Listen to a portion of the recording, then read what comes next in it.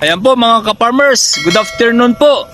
Sa Growers Beat Foliar Fertilizer po ito. Ayan po, ang oras po natin alas 5 ng hapon.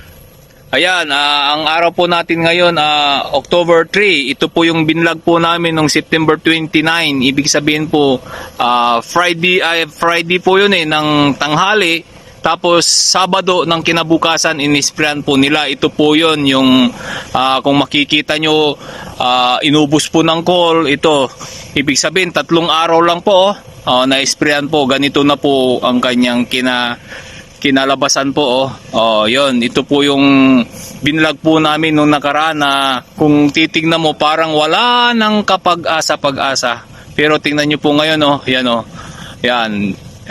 Nag-i-start na pong lumaki yung GP niya. Tingnan nyo po, 3 araw lang po yan. Ibig sabihin po, how much more kung ma-sprayan po ulit ito after 1 week. Ng Sabado, i-sprayan ulit nila sa Sabado. Yan, babalikan namin po ito ulit po.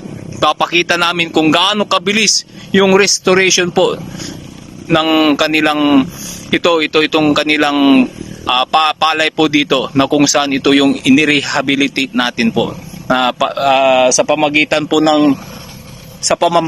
ng Growers Beat Foliar Fertilizer po. Ayan po. Ayan, ito po yun kung mapapansin nyo yung katabi niya. Ayan.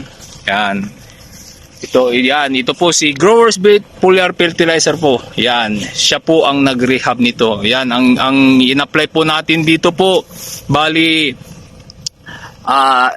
sa isang knapsack, yung 16 liter po, ang in-apply lang po natin dito, 1.5 lata ng sardinas yung malit po. Yun po ang ating dilution po. Ayan po. So mga ka-farmers, nandito po si Growers Beat 1000 plus. Tutulungan po namin kayo. Kaya wala na po kayong problema. Yung mga na-stress po na mga pananim nyo po, nandito po si Growers Beat. Handang tumulong po sa inyo. Kaya ano pong hinihintay po natin? Yan po. Mag-subscribe po kayo sa aming YouTube channel. Yan, Golden Growers Beat 1000 plus. Ayan. Tapos ang aming FB page po, mag-like po tayo. Ayan po mga ka-farmers. Ito po yung aming update dito sa Nipaco Paniki Tarlac. Ayan po.